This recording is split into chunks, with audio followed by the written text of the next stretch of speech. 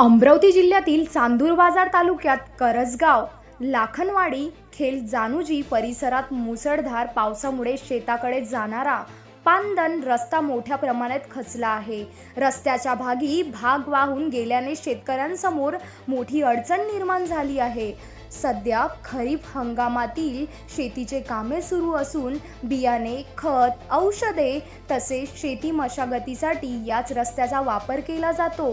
मात्र रस्ता खचल्यामुळे ट्रॅक्टर, दुचाकी आणि इतर वाहनांची वाहतूक धोकादायक बनली असून अपघाताची भीती व्यक्त केली जात आहे। त्यामुळे शेतकऱ्यांच्या शेतीशी संपर्क तुटण्याची शक्यता निर्माण झाली आहे।